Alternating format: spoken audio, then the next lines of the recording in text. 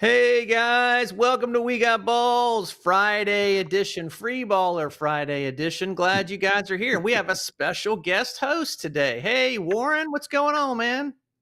Hey, Chris. Good to be here. It's glad to have you with us. Glad you could join us from the DMV, which I have learned is the DC, Maryland, Virginia area. And you're in the Northern Virginia area. Is that correct? That is correct. I live in Arlington, but yeah. Arlington. But I'm a very Virginia good. native. So, yeah. Oh yeah, and from it's about two hours south of DC is where you grew up, so that's pretty cool. In So hey Richmond. Carrie, Exactly. hey Jeff, hey Brad, hey Longhorn, glad you guys are here. Finally, Yeah.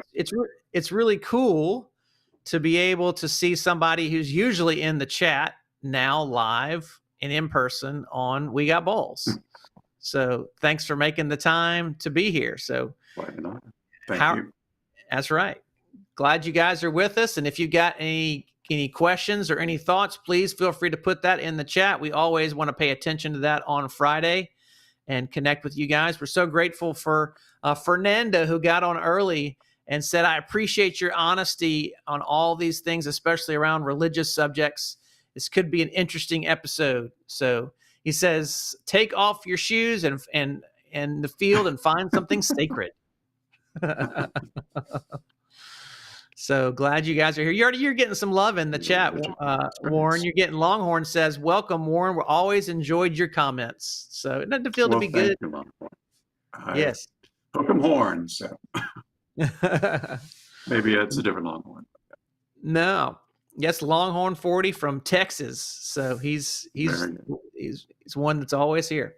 So hey guys, Yep. So one of the things that we want to talk about today is the topic of bisexuality, and Warren and I went back and forth around this topic. Yeah, I know. Tell me about it. And Warren, have you ever heard of the Kinsey scale? I'm very familiar with the Kinsey 6, 0 to 6, Yeah. I believe. But 0 to 6. Yeah. I'm not sure which end is the gay scale. I think Kinsey 6 is totally gay, but Totally that could gay. be, Correct. yeah. That's right. Okay. And 0 is would totally be totally straight. straight. Yeah, that's it. So that came out in the early 50s, I believe. Alfred Kinsey, with his wife, who was doing some research that has been somewhat controversial, since some of their methods were not completely. Any study of sexuality is going to be controversial. If somebody's going to have something to say when you're studying about sexuality. How dare they? Why would you want to put somebody on a scale? That's so ridiculous. So, but yeah, I think the majority of the people typically are not a 0 or a 6. It's something in the middle, and so goes from 0, which is exclusively straight, to 3 and would be kind of the middle point where you're equally. You would call that bisexual, have inclinations toward the same sex and the opposite sex. And then that goes all the way up to 6, would be exclusively gay. And so when you're talking about being bisexual, I think one of the things that we were curious about when we got to this is, do you think that everyone is a little bit bisexual? I do, actually, but many people wouldn't acknowledge that. Yeah. And it's inappropriate to tell somebody what they are. Exactly. So I can't really speak to that. But I think more people are than may want to acknowledge it, or they may find something attractive, and it's more convenient to pick a team, is the phrase you often hear, and including the gay community. They get irritated with bisexual men, and they think they're just haven't decided or picked the team, so to speak. So yeah, and a friend who's bisexual, and he's told me the only flack he's ever gotten was from other gay men that for that point, but he's gotten more support from all women and from straight men, and when he came out as bisexual a number of years ago. Okay. Wow, that's very curious. And again, I don't know anything about in my dynamic. I've heard bi men. I've heard men who are gay married to straight women. So you kind of have all those different things. And so when you're in that place, there's a whole lot of curiosity. That's why we put the word bi-curious in the title, because Exactly. it's always been something that in fact, my word for it before I knew what bisexual was guess what? Trisexual. Because Yes. some people, they've got to try things out. Try They got to, anything else. yeah, they've got to figure out what it is that they want and get to a place where they can get comfortable in their own experience. So Luke Yeah. says, always been into both sexes, with girls my age, with guys older. So yeah, I mean, your arousal template can change all over the place. And especially with the roles that they play in your life and the dynamics that you have. So I would definitely agree that you could think that everybody's a little bit on the spectrum. To be completely gay or straight would be an interesting place to be. That means you have no appreciation for the same sex or the opposite sex sexually. It seems kind of a hard line to take if you're 100% one direction. Agreed.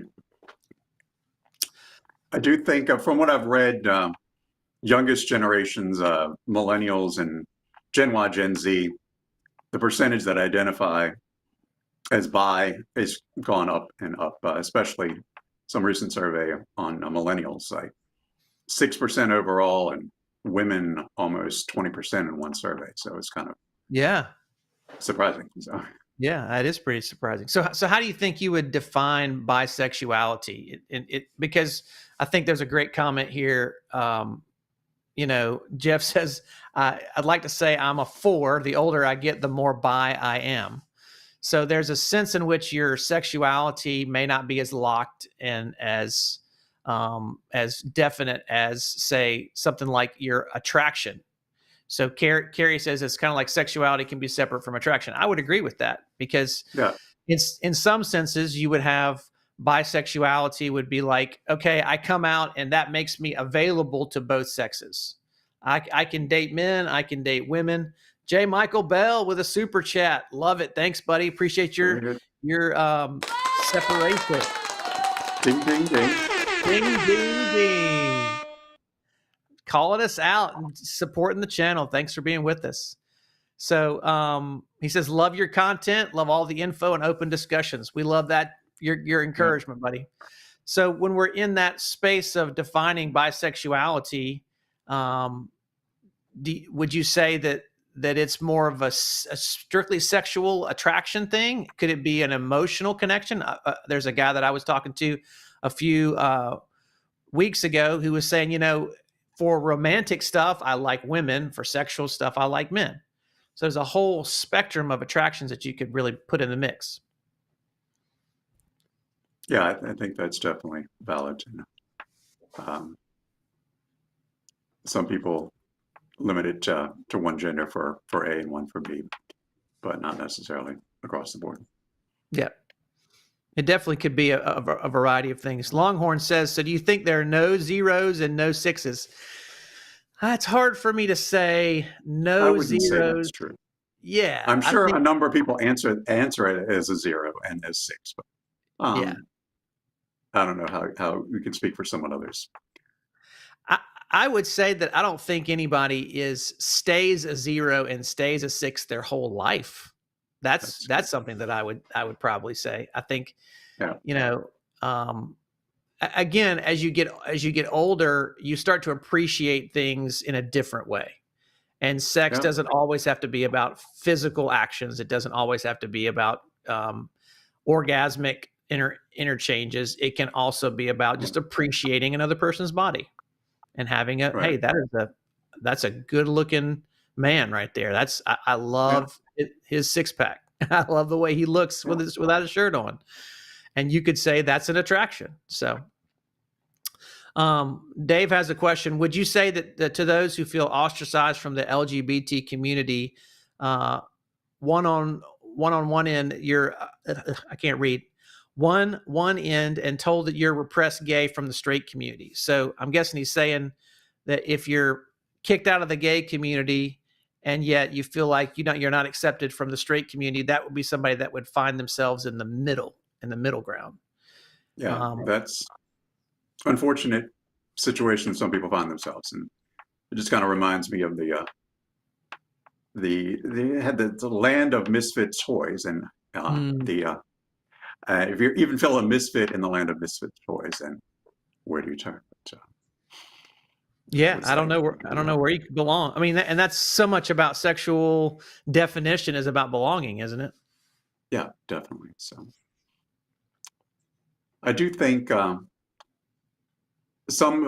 read like Brazil, Denmark, some European countries, there's more acceptance of bisexuality and more prevalence as well. So Okay. um, we're probably more the United States. I assume most people on this chat are Americans, but hopefully that's not 100% the case. Right. Um, but we're kind of in the middle in terms of acceptance compared to some other Western nations, I would say. Yeah, there are a lot of people who are we're more binary in definition, I think. We got to be one or the other, left or right, Republican or Democrat, gay or straight. You know, even as you mentioned with my state from Alabama, you're either Roll Tide or War Eagle. You know, you can't be in the middle. If you try Especially that. That's if you like, try to play the middle ground, they will. pick a side, Chris. That's right. Absolutely. So, what do you think about the church communities? I think one of the places that's most difficult to talk about sexual identity is in the place where you grew up, your family, your church community, your environment where you grew up and developed. I know that for me, I grew up around a lot of people who I would probably say they were bi, but they came across as very straight because they didn't want to be put in the category of being anywhere close to being gay. So they were Right. so 69 online right now, buddy. 69 That's spotlight. Yeah, and Magic. and so there was this identity crisis when they were growing up, whether it was in their family or in their friend group, that they would have to say, well, you know, if they were maybe gay, oh, well, I'm really just bi, or I'm just exploring. So I think that was the allowed, maybe bisexuality is an allowed sexuality in a lot of environments where people are shamed for being gay. Right. Have you had any experience or stories about people in that dynamic? I think there's some degree, this was more years ago, I'm older than you are. People felt more comfortable identifying as bi, initially at least. Even celebrities, I remember Elton John and Martina Navratilova, they came out as bisexual to begin with, and they ended up being pretty much. When was Elton John ever bi? In the early 80s. He was, I mean, if you look far enough back, at least that's what he claimed to be. I don't know in real life. Yeah, exactly. Help sell records better, but yeah. So that's one of the dynamics that I think is important to really engage with, is when you're talking about how you define yourself. Is it experientially? Is it the experiences that you've had? So maybe you've had some experiences with guys, experiences with girls when you're young. And so now you don't know really how to define yourself. Are you bisexual? Or are you just a sexual person? Are you just trying to figure things out for yourself? Yeah. Or is it an attraction that really moves you toward a definition of what does it mean to be gay, bi, or straight? And again, one of the things that Scott and I talk about is it's really not helpful to put people in a label of gay, straight, or bi, because it's just a place that is too shamey. And we're big proponents of not shaming your sexuality, because when you have to be in a place of I'm this or I'm that, that excludes your ability to be more authentic towards your desire.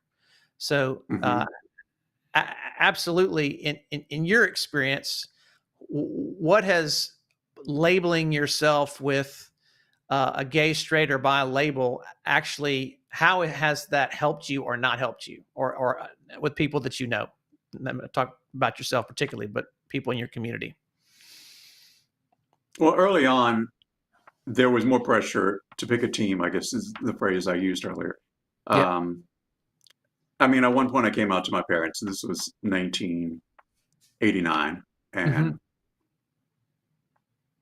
it was important to not to be ambivalent at the time, Mm. because I mean they were very for 1989. My parents were pretty progressive, and well, I grew up in the church, but it wasn't really a holy roller church, and so Yeah. I'm fortunate in that sense. And I mentioned before I had a loving father, and I'm grateful for that. But I still wasn't. I ended up having a girlfriend even after I'd come out of the closet to Mm-hmm. them.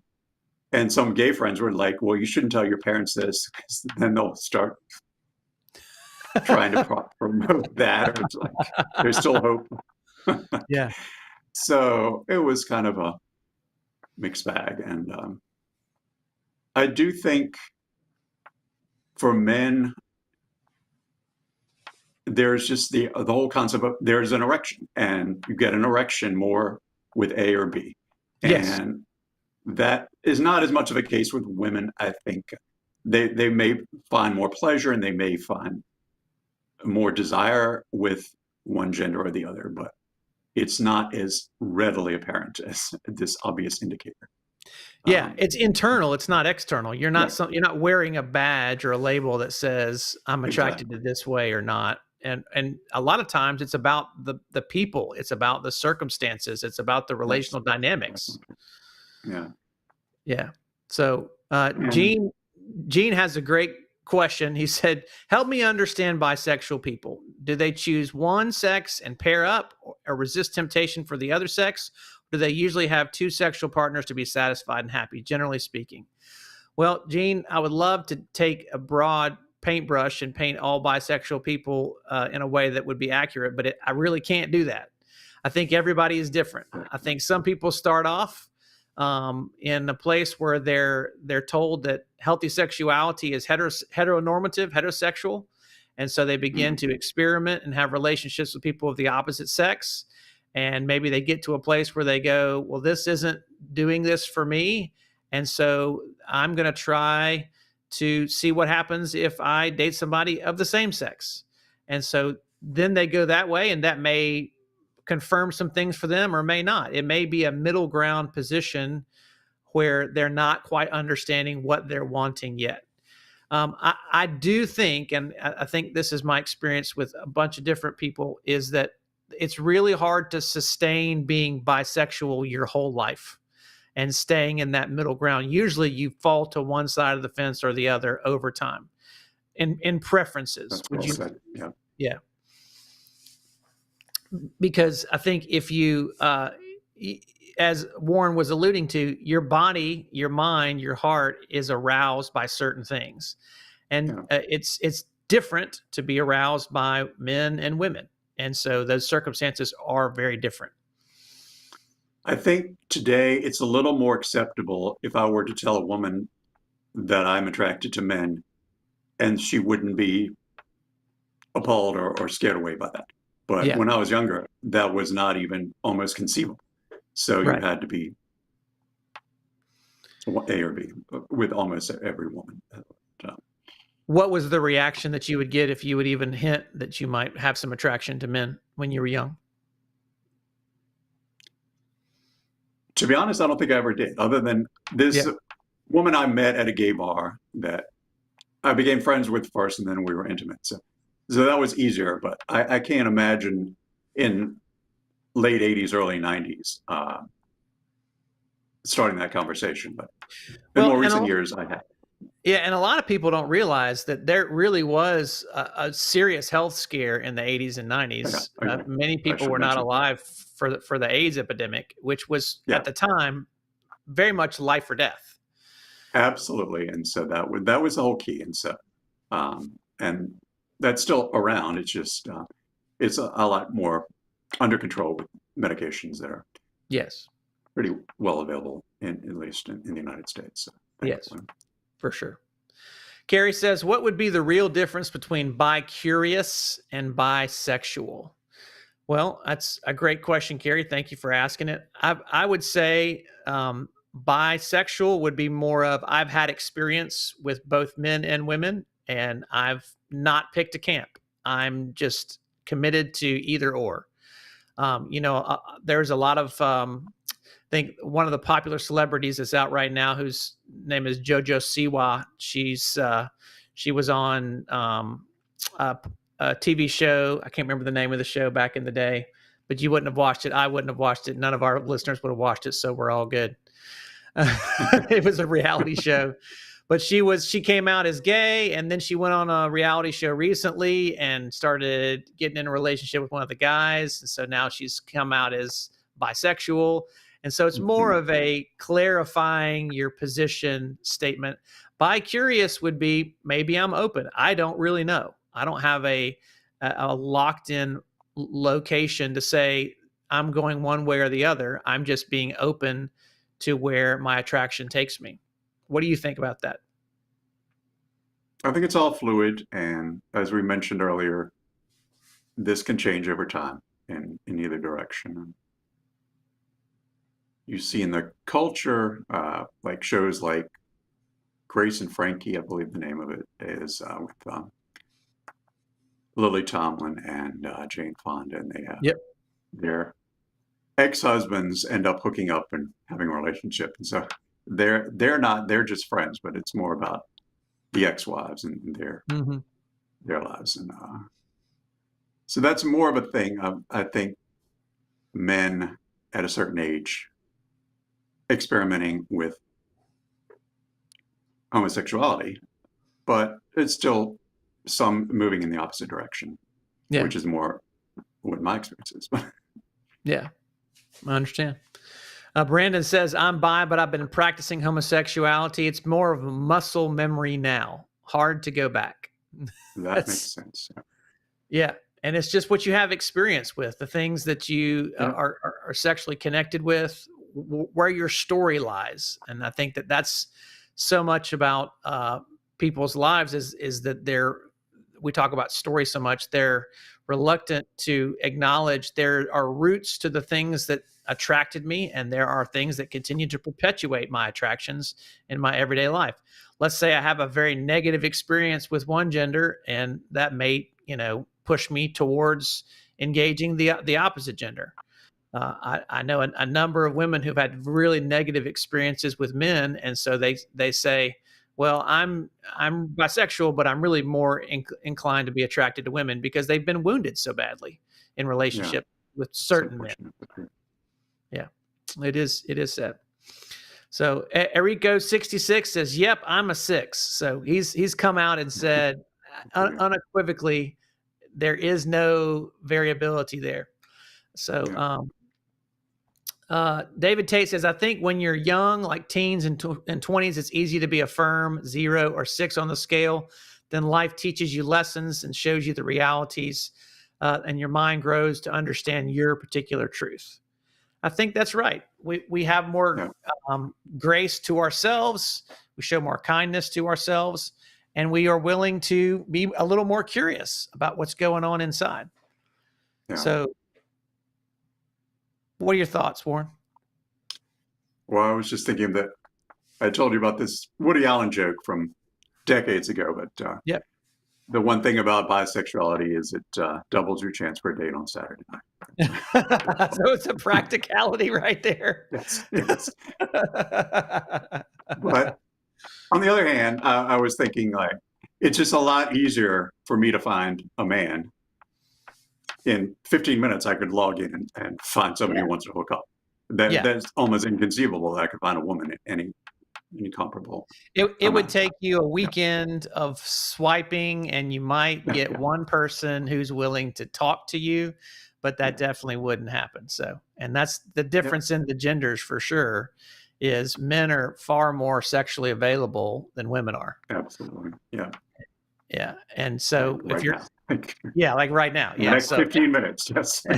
Exactly. So if your goal is to have a sexual experience with a person, it's going to be a lot easier. In fact, that's where I, when I was in the darker days of my relationship, the thoughts of maybe I would try things out came into my Yeah. mind. Didn't ever act on them, but definitely Yeah. understood the appeal, because it was so much easier to say, I'm in a place where I need connection of any kind right now, and so I'm willing to Sure. go for that. And so, again, I'm not saying that's the hallmark of being bisexual. I'm just saying that that's part of the equation when you're looking to find another person to be intimate with. Right.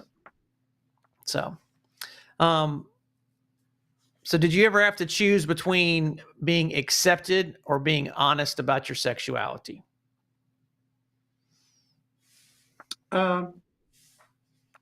Maybe early on, I just kind of started identifying as gay, just to fit in. Just Yeah. it's Yep. all about finding a tribe, and I joined the Gay Men's Chorus of Washington in 1993, and that was sort of a way of announcing to anybody I didn't know, in a more appropriate way than just. And we would sing pretty much anything, but just if we're singing the national anthem as the Gay Men's Chorus of Washington, it's kind of different than some other course I may have been in the past. But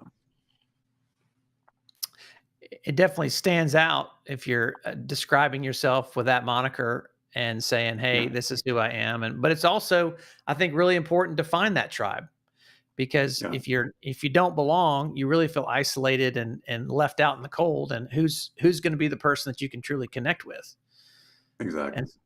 And so, that's probably one of the harder things to come out and talk about being bisexual, is because it doesn't seem. Is there a bisexual tribe? Well, there are a few organizations, but that's a good point, and not nearly as prevalent. So. Yeah. What's the color for bisexuality in the flag? I don't even know that. So. See, nobody knows. I'll Google it here.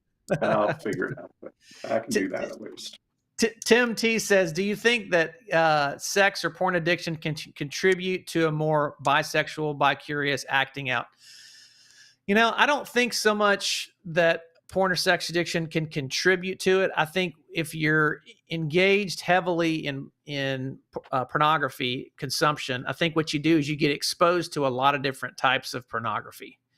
And so when you may be looking up one type of porn and something pops up in a sidebar, and it introduces you to a new type of porn that maybe you hadn't. I mean, for me, that was how I found transsexual porn. I was not looking up, chicks with dicks. I was just clicking on videos, and there you go. Oh my goodness, there's a beautiful woman, and she happens to have a penis. How'd that work out? She just happens to have it. What color is the bisexual color? It's actually. Well, there's a bisexual flag, and I didn't realize this. It's sort of pink, purple, and blue. So pastels. Yeah, exactly. Pastel colors, something in the middle. You do learn something new. I would say, does it contribute more to acting out? I think your porn use can be a gateway into maybe engaging in things in real life, but that's a big leap typically. If you're already acting out with other people, I think it's much more likely that you're willing to act out with somebody who is a different gender than you would normally act out with, just out of availability. Just like you're saying, is if I'm hooking up with women and I'm getting frustrated and getting tired and realizing I can hook up with a guy in 15 minutes, I might, I think some of the things that have been said is, is it really gay if you get a blowjob from a guy? I mean, that's, that's how it starts, right? Yeah. Some people are kind of able to cross that line there. So Farron James says, bi until 60. After went full-time towards men. Women started looking like men, so I figured I'd not just go for men. That's harsh, Farron, but probably true.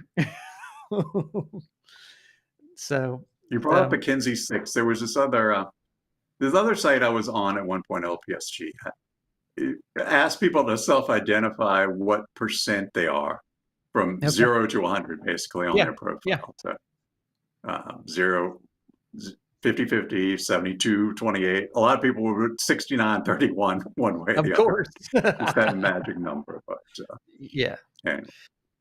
So, but it is a bell curve with 0 and 100 being the smallest numbers, and everything else being in between seems to be randomly. Exactly. Yeah. Yeah. So I think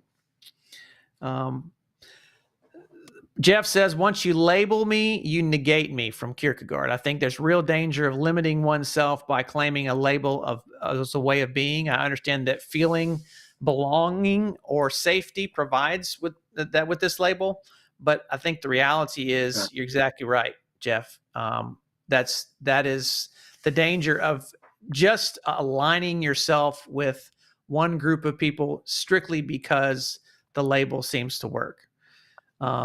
And what are your thoughts on that, Warren?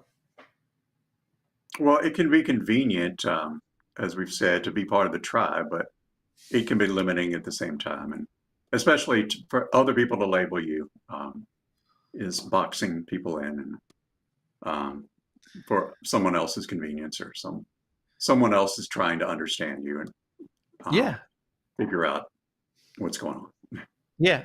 Well, the question is, do you really understand yourself? Because I mean, that's the big mystery is, and I think sometimes you have to be able to talk to people and have experiences to really understand this is what I like and this is what I don't like. And it's so all evolving too. Yeah. Yes. What I felt 20 years ago, I'm a totally different person than I was in my 30s or 40s. So, for better or worse. Well, and I think that's the natural part of growth and progression as a human being, is that we're meant to be. I mean, we start off our younger years in our teens and 20s being very sexual people for the most part, and trying to explore that out. And as you develop in your 30s and 40s, that wanes a little bit. Into your 50s and 60s, it wanes a little more. And when you get to be in a place where you're just looking for someone to connect with, it really doesn't matter the gender of the person or the sexuality of the person. You're just looking for someone who can love you and feel like they really get you and want to be with you. And that's where that commitment, that connection, really is a big deal. So, absolutely. I think when you get to a place of curiosity, it's not so much about sexuality as it is about what Carrie just said, which is companionship. Companionship is really where it ends up at the end of the day. Who is with me? We talk about that over and over and over in our dynamic. Yes. Who can you count on? Yeah. Yes. Who can you count on? So Gene says, definitely a 6 my entire life. And even though I tried to date 2 females, I couldn't stomach it. That's understandable. Totally understandable.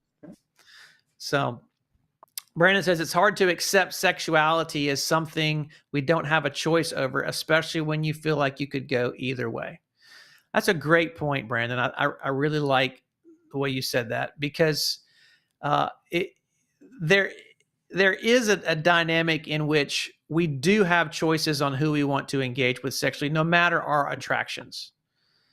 And so I think you can have a bent toward one way or the other, but your life experiences and your circumstances are the things that really determine which direction you want to go. It's like this journey analogy, right? You're going down a road and you see something that you like down one trail, and you pursue that trail for a while, and then that becomes the road that you're on.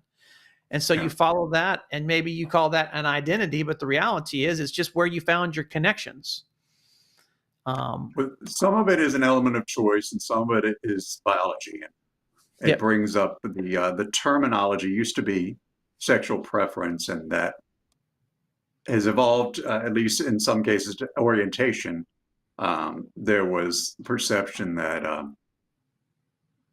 preference involved more choice, and that people were discriminated against because they were choosing to be gay or bi, and not, and it wasn't a biological fact. And so you don't hear that as much these days.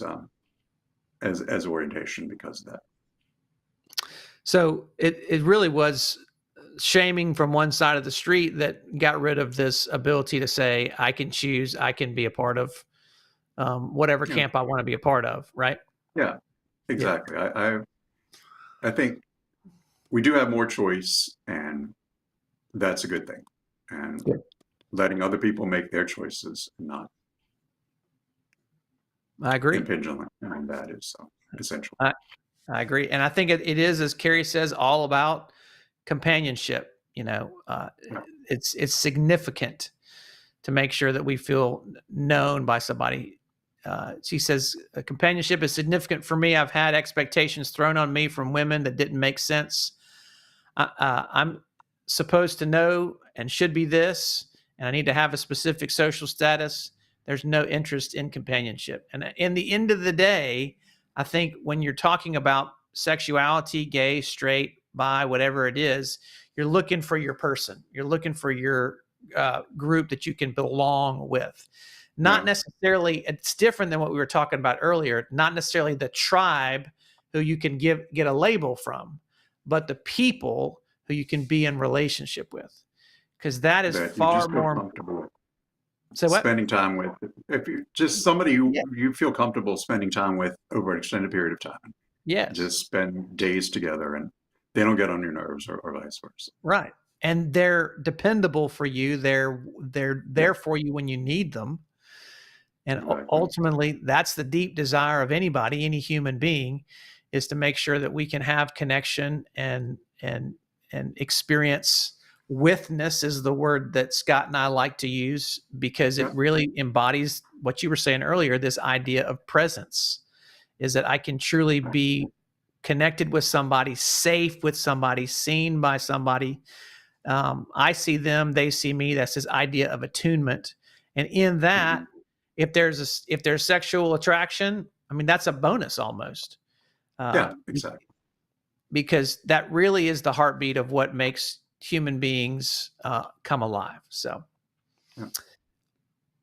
well, we've talked through this topic, Warren. I think there's plenty on the plate. We might come back for a third dip. If you haven't checked out our previous episode, Am I Bi? I think that was about a year ago. You looked that up. Is that right? Yeah, that sounds about right. And so you can check that out. If you're listening to this right now, we got 88 folks online right now. Smash that like button for us. Help us promote this to YouTube.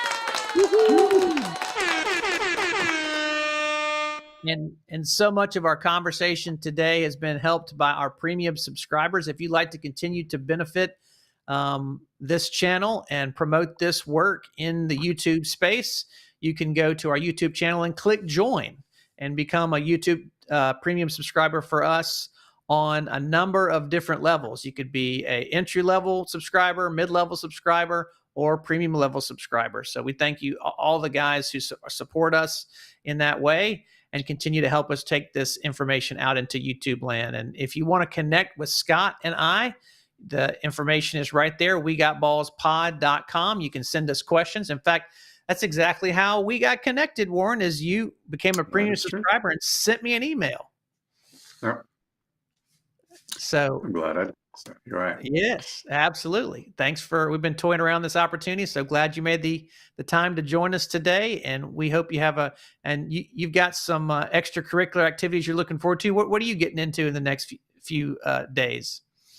I am in this DC Congressional Chorus concert. So song and dance. So that'll be exciting. Looking forward to it. It'd be great. So look forward to connecting with you guys too every Wednesday and Friday at 12 p.m. Central. And we'll do that every week right here on We Got Balls. And you do too. Take care, everybody.